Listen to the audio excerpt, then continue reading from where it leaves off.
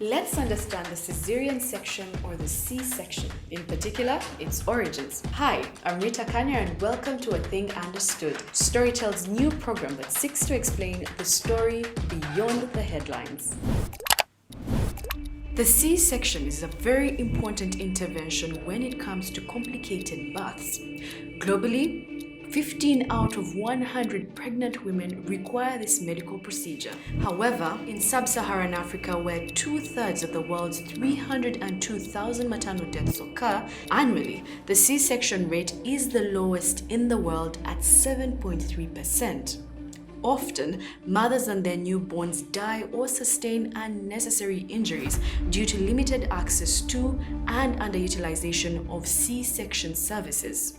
And in itself, that is ironic, given the fact that this surgical procedure has been practiced in Africa as way back as the early 13th century, long before the first European doctors arrived. In 1879, Scottish medical anthropologist Robert Felkin witnessed a caesarean section performed by a Ugandan healer in present-day Bunyoro kingdom. Prior to the surgery, the surgeon had used banana wine to semi-intoxicate her and cleanse his hands as well as her abdomen. The patient recovered well, and Felkin concluded that this technique was well developed and had existed in Africa for a very long time. Similar reports of early C-sections have been reported from present-day Rwanda, where botanicals were used to anesthetize the patient and promote wound healing. So how come medical facts like this remain largely unknown?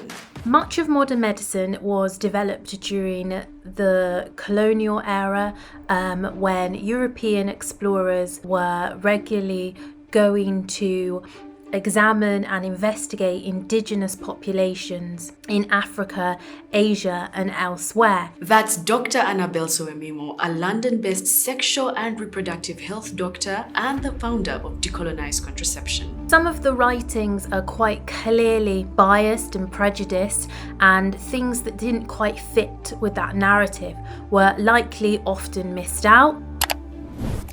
And it's not just the C-section that has been largely whitewashed. Another example of this is the history of vaccination, often credited to Edward Jenner. However, what is very rarely discussed is that long before we vaccinated, there were earlier forms of inoculation, so introducing a bit of the disease into populations, either by, like a cut or something in the skin to build up immunity. And there's quite a lot of evidence to suggest that this was happening what is now like modern China or modern India. Now that we know about whitewashing in medicine, what's the remedy? Here is Dr. Soemimo once again. We really have to try and educate healthcare professionals, or even just educate people at school level, and start to make the textbooks and the information we deliver more accurate. It needs